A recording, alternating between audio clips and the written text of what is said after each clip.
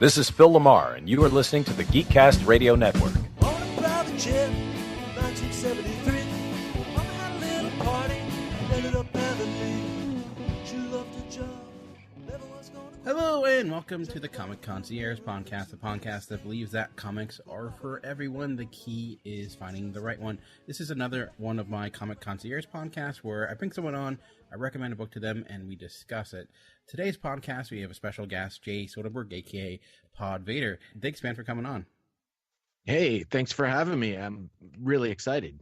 Yeah, I appreciate you taking the time and reading Kill Them All, which we'll be getting to in a moment. But before we get to that, I thought we'd get a little spiel of who you are and kind of people want to listen or hear more for you, how they could do that.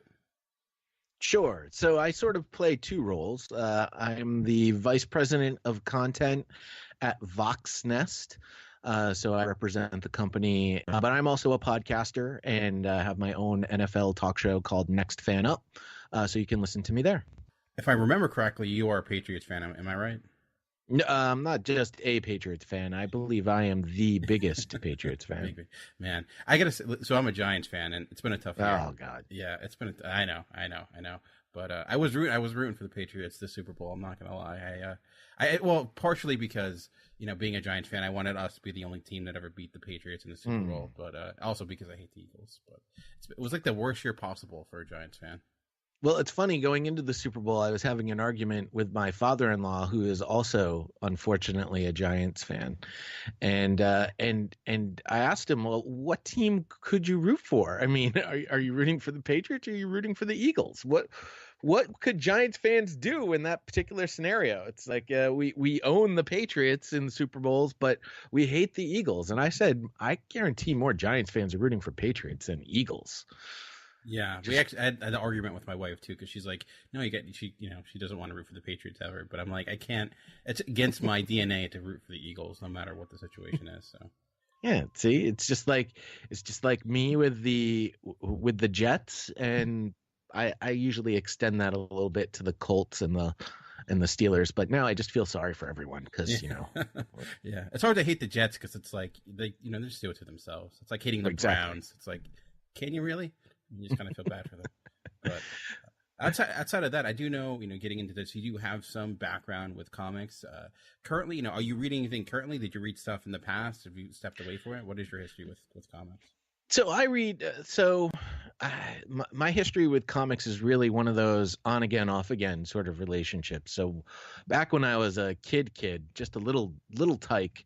I really got into comics thanks to the Transformers, cars turning into fighting robots. Yeah. I mean, that's just a winning combination. So I used to read a lot of Transformer comic books. And then my stepfather, who saw that I was reading comic books the Transformer comic books were not, they were fine for a 10-year-old. But then he tried to introduce me to the X-Men. And I'm so disappointed that I never got into it because I was like, this artwork is crappy. Get this thing away from me. This looks lousy. What are these stories? These are way too black. I, of course, learned later on that I was going to really regret that decision. But as I got a little bit older and in high school and right before college, I really started getting into a lot of the Marvel stuff. Probably thanks to the guys who ended up leaving and going to Image Comics. So I was getting into Spider-Man and the X-Men again by Chris Claremont on the X-Men. And it really sucks because my stepfather had some of those original Chris Claremont stories. And, oh, wow. Yeah, I just threw them away. It was just, so disheartening. Man. But it's been a long curve, and then I was really into comics through college, and then after college I got out of it and then had kids of my own and got back into comics. And our library has a great system where you can check out big graphic novels, and read a lot of the Tim Sale Batman stuff. Nice. All through college, Frank Miller. Really love Frank Miller and the Sin City series and the Dark Knight Returns. I had a buddy who got me into Preacher and Transmetropolitan, The Watchmen. So I've read a lot. I've read quite a bit of comics. And these days, again, it's sort of like, oh, that looks interesting. but the way the companies these days are renewing the storylines, it almost seems like every other year it's like, oh, we're gonna change the canon. Yeah. It's hard to follow. Yeah. Right now Marvel's doing a new fresh start already, though I would say going through some of the books actually been quite good. But yeah, I was similar, where I had a big break after college until adulthood because of obviously the price. But as you mentioned, the library has also been a huge benefit because you can get a lot of great books, especially now that there's a lot of free digital services as well, which has been a huge key. But that brings us to the book that we're talking about today with Kill Them All. And, the reason I think I recommended this book is because I know you talked about some of the things that you do enjoy, some of the comedy, and especially some of the more action-based. And I felt like this is really, in a way, like a love letter to 80s and 90s action films. It's almost like Naked Gun-esque in a way, done by Kyle Starks. He's got a very unique style. So I was curious because this is a little bit different than some of the books you're talking about. Obviously different than Watchmen and Dark Knight, a little bit more goofy in that sense. But how much did you enjoy Kill Them All? Oh, I loved it. And when you talk about that throwback to those 80s and 90s action flicks, one of the things that it really reminded me of was that same college friend of mine, Jeb, who got me into the Watchmen and those types of comics, also got me into John Woo action movies. And this very much reminded me of the John Woo action movies from Hong Kong, and Hard Boiled especially. I was like, oh, this is fantastic. And the dialogue is so spot on and so witty and funny, with a lot of themes that I think, I think this came out 3 years ago that really fit with some of the things that are happening today. Yeah, it came out, I think 2 years ago. I think it was when it was officially published. It was published as a complete original graphic novel. And it was one of Kyle Starks' really his second biggest project. He had a book before this called Sex Castle, which is around the same vein, but this is really where I first noticed him. And it's funny that you mentioned John Woo. It is like a John Woo and like a Bruce Willis / Sylvester Stallone movie kind of combined into one. And the dialogue is a good point. Just what I found really hilarious regarding this is just how seriously all the characters are taking it. Where it feels like they're not in on the joke. Like this is to them it is comedic, but how straightforward they are, like almost like similar to like Leslie Nielsen and Naked Gun, or the Airplane, how he would not until the later films when he started getting in on the joke, like he took it straight, and it's where the comedy kind of ensued because of all the craziness around him. Yeah, absolutely. It was, you see the ex-cop sort of sitting on his couch drinking and watching educational television, which is just, just that thought alone is just funny. It's like, oh, yep, that's a meme. That definitely happens in every single movie. And I just love like some of the way when they did go really far with it, like how he had what he called it his carcinal, where he just keeps all of his weapons and everything. Actually reminded me of, is it I'm Gonna Get You, Sucker, that they have that scene with the one guy putting all the different guns on him, and it goes on forever till eventually like he ends up like falling and killing himself. It reminded me of that, just the quick access and the like unlimited arsenal like all these characters seem to have for some reason. My favorite scene in the book was he's got his two gold-plated pistols, and they're pinned down in a stairwell, and he throws one pistol in the air, shoots at it so that it ricochets off of the pistol and kills the guy that's shooting at him with a machine gun. That's just brilliant. I actually want to see that done in a live action movie at some point, because that's just brilliant. Yeah. And you mentioned some of the themes that this one after was going at was very similar to things today. I was curious if you wanted to expand on that further. Yeah, so the female character is an assassin who ends up getting fired because she dumps her assassin boyfriend. And I saw a lot of the Me Too sort of theme running through this in female empowerment, especially with that character, and how the main bad guy sort of discounted her. Oh, yeah, I know I trained her ever since she was a young child, but she's not going to succeed in all of this. And, I guess spoiler alert, she succeeds. Yeah. Yeah, it's funny because when I first read that, I didn't pick it up. That's a good point. How, it is like she's dealing with a lot of kind of incompetence. I mean, the main character, or the other main character, is obviously like, he can shoot bullets off a gun, so he knows what he's doing, but just how she's obviously, fighting it back against that stereotype that she's put in. And the fact that much of her arc is built upon just having like the worst boyfriend ever. And it just how it goes from them breaking up to kung fu battle. It just like right into it very quickly. It's like we're not wasting any time. We're going to go straight forward, and it is somewhat unrelenting. We do get a couple flashback scenes here and there. I was curious if it ever became like too much, because this is a relatively longer book, and with a book like this that is really amped up, did it ever get to a point where you felt like it could have maybe stepped back, or you felt like you were just going with it the whole way? Oh no, I thought the story flowed fairly well. I always have a problem with flashbacks. They sometimes will drive me nuts if you do too many of them, but I didn't think there were that many flashbacks. And there does come a point where there are no more flashbacks, which is good. It's sort of like you get the flashbacks early on, and then it literally might even be like halfway through the book there's no more flashbacks. Yeah. It's all moving forward. So in that sense, I felt pretty comfortable with it. And you mentioned the themes going on too about the female character and the Liam Neeson-ness of the main male character, or protagonist at least. Again, very similar. She's the smartest person in the book. Like all the men in this story are pretty dumb. Even there's a female bad guy who ends up being even smarter than the rest of the men. So yeah. Definitely the female characters are portrayed in a very positive light all throughout the story, whereas the male characters are sort of portrayed as big dumb jocks almost. Yeah, very egotistical, and especially like the main villain, who I got for some reason, I don't know if it was just the hair or the face look, but I just I imagine Jeff Goldblum taking that character.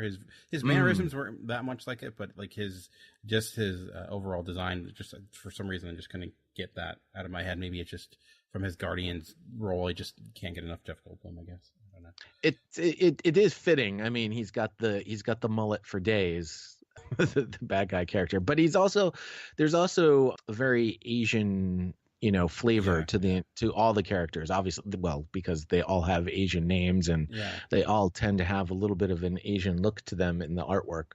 But that slicked back mullet is very prototypical of the triad gang leader. Yeah. And I thought, you mentioned the artwork, and I was curious about that, because it's a very cartoony style in a sense, and how that worked for you, because I know for some it may not, or I'm obviously you like the book, so I'm guessing the art for you was effective in that sense, and especially when it comes to, this is a very action heavy book, and how well the action flowed in the sense of, did it have that John Woo-esque feeling to you, and especially in the way like you have some of those gigantic, really over the top action sequences. Well, honestly, if there is a negative to the book, it is the artwork. It's very simplistic. I almost relate it to a newspaper comic. Yeah. It's got that kind of art flow to it. I mean, it works to the degree that it needed to, but I think overall, the story is what ends up driving my liking of this particular book. But certainly the art isn't one that I would be like, oh, you got to check out this book, because the art in this is just fantastic. Yeah. This is definitely more of a story driven comic book than an art driven comic book. Yeah, it's a good point. I think what the art was effective in, at least for me, was in the sense of it definitely fit this story. Like if you had, say, like a Jim Lee speaking about X-Men trying to do the style, it would, I think, be too much like the actual thing it's parodying. So I don't know if it worked. Maybe it could, but having the more cartoony aspect of it, having like limbs that go in directions that I don't think limbs can actually go, and overextending them, I thought it was effective in that manner. But it is, like you said, it's very straightforward style in the sense that there's not a huge amount of detail. It's very cartoony. And it's almost like you mentioned, like a Sunday morning cartoon, or like Adult Swim, some of the Adult Swim cartoons where it's not really about having highly detailed, accurate art. It's about just being able to portray the story you're trying to do in an effective manner. Yeah, Jim Lee would be definitely a little too over stylized. Yeah. However, I think you could take like a Rob Liefeld Yeah. and put his artwork in this story, and I think it would fit the story. Something that's, Rob's art isn't cartoony, but it's also skewed enough where it's not cartoon. Again, it's not cartoony, but it's a little different. It's you can tell that you're looking at a comic book, where Jim Lee can actually. By the way, Jim Lee is probably my favorite artist. Yeah. So, I mean, Jim Lee's stuff is definitely. It wouldn't fit in this particular story, but I think Rob Liefeld's could, and Eric Larson does a lot of, at least back in the day, did a lot of comedy type books. His style might work. Yeah, I could definitely see that. Kyle Starks, who does this book, also has another series called Rock Candy Mountain, where it's not action driven. It's more of a fantasy story that takes place during the Great Depression, and it's about hobo lifestyle and deals with, it's like an American folklore story. So I don't know necessarily if that would work for you as well, because it's not really taking much of the action beat. The sense of the humor is very, very similar, but it's definitely a different approach with the story, because it's much more fantasy based, and it's not as parody heavy as something like this. I went to Kyle Stark's website, kylestarks.com, and he's got a little preview for Punch Captain, and it's very similar. The dialogue is very similar to what he has in Kill 'Em All, and I chuckle every time, because it's very funny. It's like his C is not his C is his fists, and they will and they like to punch, and there will be more punching. Again, going back to those John Woo movies where you have to read, there's obviously a translation, and when you read it, the dialogue is very similar. It's very short, choppy English that just sort of, it's probably inappropriate to laugh at, but at the same time, it comes off as very funny, and suppose, I mean, they are translating directly from the language. So if in that particular language, if all they do is say, I will punch you once, and then I will punch you a second time in the face, and then I will punch you a third time in the face, that repetitive sort of kung fu dialogue I always laugh when I hear it. Yeah, it's very, they're not hiding back. They're not utilizing metaphors all that much. Either it's an extreme metaphor, or it's just straightforward, this is what I'm going to do, and then they do it kind of thing. I think you do make a good point too regarding Kyle Starks, who does this. It's certainly he has, I think, a huge understanding, and it comes from a place of love and admiration for much of this that he's parroting. And I think because of that, he can kind of hit pieces of that type of genre and style that someone who's just kind of using it and not as knowledgeable maybe not be able to pick up. Like, there are, I think, a lot of great little smaller moments and beats where it's just kind of taking that genre and subverting it here and there. Like we mentioned with the main female character, the use of flashbacks, especially just in the way the action flows. I really loved, for example, the one sequence where she's going through, like, the big thing they're going to try to stop her with is, like, there's the use of cake and Tammy, and how she becomes like this, like, huge foe. And I just thought, that's always the case, right? There's always, like, how they stop way too soon in the elevator, and they have to face all these different villains, and just the varying degree of people, and how this is actually still kind of operates as a regular office, even though it's full of supervillains.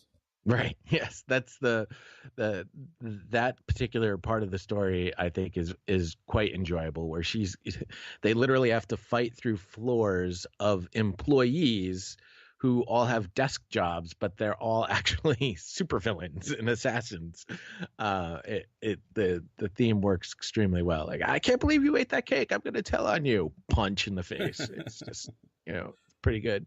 Yeah. Another thing is when Iruka, I guess that's how you say his name, or Mason, that's his first name, easier to say, decides before he gets into the whole killing spree in the office building, he's so down on himself, he's going to a fight club, and he gets introduced as Overcop, and the guy, he's like, Overcop, what? And he's like, well, you're always overcompensating, and you're a cop. That's just, it's fantastic because it's exactly how their names usually get made up in all of these old Hong Kong style movies. Yeah. And then he suggests that he should call him Grasshopper. Again, just making a pun off of a different name. It's that puns will get me every time. This is a very punerific book for sure. There's a lot. I do like that regarding that scene too, how he wins the fight, and then like there's that line. It's like, you always do this. This is how you win all your fights. It's like he seems to just go for the man bags as they called it, which is like a true hero, of course, and how the leader of that underground fighting ring very much, I would assume he's like walking right out of like a John Carpenter movie or something like that. He's got that really over the top, huge headdress look to him. But it's really touching, like you said, really touching upon a lot of those different Hong Kong tropes, along with like the classic 80s and 90s action aspects that you would see in a lot of those movies. It's really great. And then of course the female assassin, as she's going through the building, runs into the Kill Bill evil supervillain. So there's another female named Praying Mantis, and I forget the other one that she runs into, that they actually don't end up killing each other because they have too much of a respect for each other. Yeah. It was quite good. Was there anything else specifically you wanted to bring up regarding Kill Them All? No, I mean, it's a fun book. It's definitely one of those, as we mentioned, if you're into those 80s classic action flicks, you're going to like reading this book. It has a lot of those tropes and a lot of those memes, and it's done so in a very intelligent manner. So highly recommend it. Very good. I'm glad you enjoy it, definitely. And the other piece I'd like to do is, based upon your reaction to this, think of where's in your other history with books, thinking of what else is out there currently that you might like. And I know you mentioned being a fan of a lot of the 90s books like a Rob Liefeld, and I'm not sure if you're aware, but a lot of his like 90s image properties are now, I know everything's getting rebooted, but like Youngblood and Cyberforce, Image is trying to bring them back for a new age. So if you're looking to get a little bit, he's not writing or drawing them, so if you're really like his art style, but he is overseeing their creation. He's done a lot of covers. For example, one of the recent comics, he did a variant where he created a new character called Pouch Man. And it's just legitimately a dude with a bunch of pouches. So he's very much, with the one thing I do love about Liefeld, he very much is in on his own joke. So if you're looking to kind of getting a little of the 90s flavor, because Jim Lee like does a comic every 5 years now, and there are a lot of relaunches and stuff like that. But if you really like Batman Returns, a really great Batman book that is just ended was Batman White Knight, and it very much, it's like a combination of Tim Burton, the 90s cartoon, regular Batman, takes place in like a Elseworld universe where Batman and like the Joker end up somewhat switching places in a way, not all the way, but the premise of it is Joker is cured, and he then tries to set out and be better than Batman, and it kind of goes from there. But it's done by Sean Murphy, and who's a great artist. He writes it and draws it, and it's fantastic. It should be coming out in trade soon, but if you're looking for like one of the better Batman stories that recently came out, I think that's one that I think is a high recommend for me. See, now when you said that Rob is rebooting some of his old characters and he's not writing or drawing them, I was like, oh, that's an improvement. Yeah. So I'm not the biggest fan of Rob. I love McFarlane. Yeah. I haven't read Spawn in ages, so I don't know what's going on in the Spawn universe. And honestly, Image was great when it first launched, but I think they all got sort of caught up. Mark Silvestri has a very Jim Lee-esque style. That I think they all got caught up in their own press, and Todd has probably made more money from his toy line than from yeah. his comic books at this point. Yeah, and now they're coming out with another Spawn movie, so there's that too. So yeah, he I can't remember the last time he's drawn. A lot of the Image founders, they really don't do much in the sense of comics, like creating comics, like specifically writing or drawing them. They're mostly overseeing, except for the guy who made Savage Dragon. That's still coming out full force, and he's still doing that. So outside of that, Jim Lee is mostly with DC now. Rob Liefeld has kind of got his own thing. He does work with Image here and there, but it's really the new people that it's really changed. Like Image has changed a lot. They Kyle Starks, who wrote this, his new series, Rock Candy Mountain, actually came out through Image. And you still have Robert Kirkman putting out books, but it's Image now is more for, I think, the place for, they have a lot of horror books, supernatural fantasy stories, and just like general drama series. It's hard to actually find a book that's just a straight human drama anymore. It's often, there's always like a supernatural spin to it, but outside of like a Jeff Lemire book here and there. Yeah, and you mentioned Kirkman. I am a big Walking Dead fan, and I actually I found The Walking Dead through the TV show first, and then I did go back and read the comics, and I'm all caught up through the comics. So I have an idea of where the TV show is going, although it appears the TV show is going in a much different direction now as they have done some things. I don't know how spoilerific I can get on the show, but I'll just say the TV show is taking a turn that is much different than the comic books, and it sounds like with with perhaps their main character on the TV show about to leave the program, they're really going to take a turn that's different than the books. But I feel like if you're in Walking Dead, you know what you're talking, or if you're watching the show. I actually stopped watching the show. I got rid of cable, so I don't have access to it. So I have to catch up on Netflix or something. Well, again, with The Walking Dead, what made The Walking Dead, the TV show, so great, and part of what made the comic great too, was you have an instance where your main character wakes up from a coma, the apocalypse has happened, he has no idea where his family is. When he does finally find his family, his wife is being taken care of by his best friend, ex-cop partner, whom he now doesn't know if he can trust or not. His wife is pregnant, don't know if the kid is his or not. Could be his best buddy's kid at this point because they all thought he was dead. His son is sort of dealing with all of this. And then when she finally has the baby, the son actually has to kill his mom for the birth of it's just, I mean, that sort of drama was just awesome. Yeah.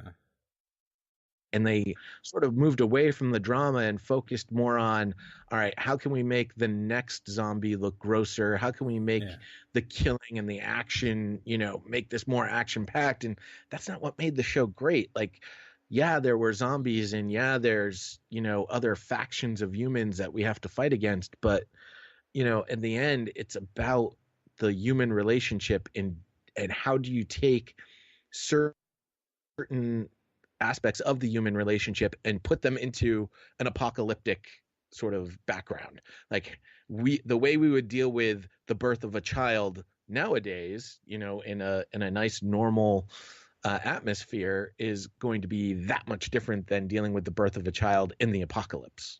Yeah, it's a good point, and I think it got to a point where I stopped watching, where it was just like it felt very much too aware of itself, where like a lot of the cliffhangers felt like they weren't there for story purposes. They were there to kind of drive up ratings, but then they would kind of go back and like, no, that person isn't dead.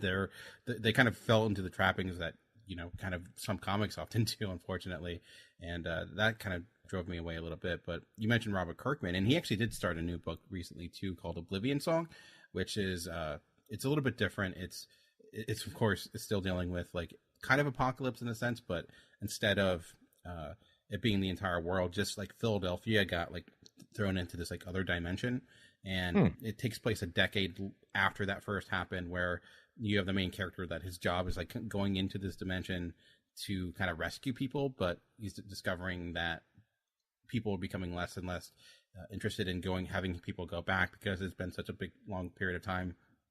Most want to move on, but his brother was one that was lost, so he's still trying to find him. But it's only, I think, 3 issues in so far. It's pretty good. I don't know if it'll have the same type of staying power of something like Walking Dead, but it's and it's not the character drama in that sense isn't like there is not as much going on because the focal point is really just the one main character. But it's the benefit of it too is that the first volume is actually completely written, because the other issue with Image Books is that you'll get like 6 issues and then the next issue will come out like a year later, because being more creator owned. But I enjoy it.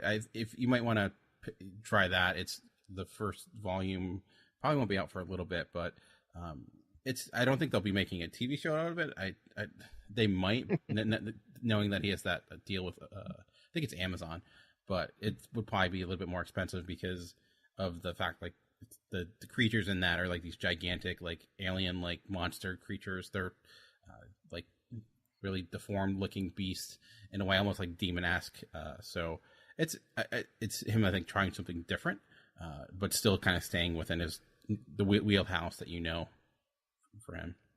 Well, another one that you had recommended to me, Invincible, I actually did start to read a little bit of it. Nice. And again, I assume it's tongue in cheek about the naming of characters, but at the same time, so many comic books now are doing it. It's like the kid hears Invincible, so he decides to call himself Invincible. It's like, it's a little too on the nose, one character's name is Robot because he's a robot. Like, Rexplode. Yeah.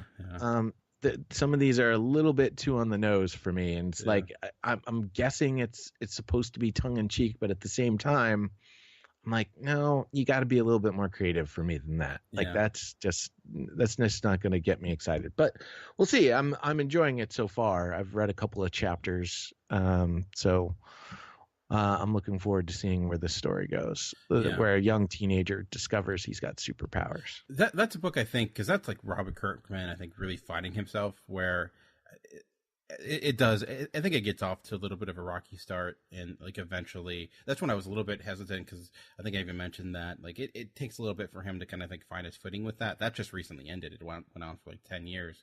But I think what became interesting about that book is that, unlike a lot of other superhero books, is that these characters actually aged with the time, and they actually, you saw like it was unaffected by anything else. It was its own story.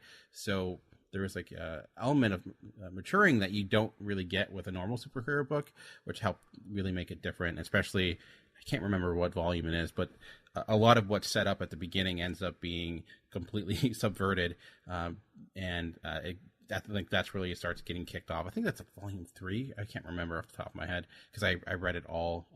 A lot of it's available on Comixology Unlimited, so I kind of read it back to back, like the first 4 or 5 volumes. But it to me, it got better as it went. I'm not caught up with that at all, but it definitely, it's not as strong as out the gate as Walking Dead was. Like where Walking Dead's first issue, it really, I think, launched Kirkman into something else. Invincible took a little bit of time to really find its footing. Yeah, I mean, I'm a big stickler for timeline in any sort of storytelling. And I'm a big fan of the Star Wars. Okay. Go figure, a guy named PodVader likes Star Wars. And I've got a lot of problems when it comes to, prequels and some of these one-off movies like Solo, and where they fit in the actual storyline and how it's even possible for some of the things that they do to make that even happen. So timelines are things that drive me insane. So when you told me about the other one where, it's taken place 10 years after, I'm like, oh God, I can only imagine the flashbacks that they do to try and fill in. And Fear the Walking Dead right now has got a similar problem where they're dealing with, a jump forward in story and a flashback to a story that hasn't even happened, that we don't even know anything about yet.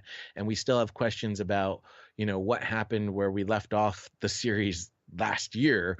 And they've got a big problem on that particular show when it comes to telling story. So, I would advise staying away from the Star Wars books then, because right now they take place in between A New Hope and Empire, and they've been going on for I think 2 or 3 years. So there's a lot of story like they're trying to fit into that that time frame. Actually, they're just finally moving to the new Empire Strikes Back, I think at issue 50. But some of like the main Star Wars title, the Darth Vader title right now is taking place between episode 3 and A New Hope. But that's actually been kind of fun because it's kind of just Darth Vader going around and trying to hunt down the remainder of the Jedi that maybe made it through Order 66. And before that, they relaunched Darth Vader because that's what they do. The first rendition of Darth Vader was in between A New Hope and Empire. That was kind of telling the story of how Darth Vader found out that Luke Skywalker was who he was. But if you're a stickler to like wanting to know how they fit that all in, it will probably drive you crazy because it's like that's a lot of story to put in between two films that didn't seem like they were that far apart from one another. Yeah, I know. It's trust me, like the latest ones, the brand new ones. I mean, we're supposed to be led. We're supposed to be led to believe that. I think it's supposed to happen pretty much back to back. Like there's not supposed to be much time between Last Jedi and A Force Awakens. And I'm sort of like, how did the New Order, First Order, see, I even call them by the wrong name, get into power so quickly? Like, just because they blew up a planet? No, come on. Yeah. Well, that's where you'll get the extended universe, either comic or novel, to follow that in, right? I mean, yeah, and that drives me crazy too. But I get it; it's the big corporate machine, Disney. That's what Disney does. Yeah, definitely. But all right. Well, anything else before we bring this episode to a close? No, I think we covered it all. I think I think what we've really discovered is that the comics back in the day are much better than the comics now. There's going to be one or two comics that are going to be enjoyable to read for sure. But if you're a young kid just getting into comics, you need to go back to the 90s, my friends. Some of the 90s, because some of the 90s right. is pretty bad. There was a very high and low when it came to that time frame for sure. But sure. I know we talked about on the beginning of the show, but if more people wanted to follow you and listen to what you put out, how would be the best way to do that? Sure. You can follow me on Twitter at The Real PodVader. That's an easy way to follow me. And my podcast is called Next Fan Up. It's available wherever great podcasts are heard. Apple Podcasts, iTunes, that's the same place. Stitcher, iHeartRadio. Great places to listen to podcasts if you're into the NFL, which I am. And we don't just talk Patriot stuff. We talk about other. Well, I can understand why you want to not talk about Patriot stuff right now. So it's though I mean, it could be worse. I guess the big thing now is Tom Brady not showing up to OTAs or whatever. Though I guess he's there now. So. Yeah, he skipped the voluntary ones. He's at the mandatory ones. So I'm not that concerned. That's just the media trying to find something to talk about. Yeah, which is fine. But no, trust me, I'm one of those guys where if there's smoke, there's most likely fire. So there does seem to be a lot of smoke coming out of Foxborough these days. Yeah, well, we'll see. I mean, yeah, well. There's been a lot of smoke for the Giants as well, unfortunately, in the wrong ways, especially with Odell Beckham. So, but I do want to thank you again for coming on and taking the time. I appreciate you doing that and finding room in your schedule. And remember, if anyone wanted to get in contact with this show, you can do so by following me on Twitter at Movie Revolt. Go to the geekcastradio.com or nerdly.co.uk. You can leave a comment on the episode post, or you can send an email to movierevolt@geekcastradio.com. But that'll be the end of this week's show. Remember that comics are for everyone. The key is finding the right one. Until next time, thanks for listening. She was just a kid. She left me at my grandma's house in 1976 already.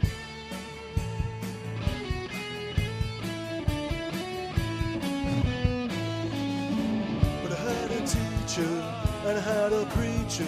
They'd buy me books, make sure my jacket was warm. We're almost out of home, so close to family.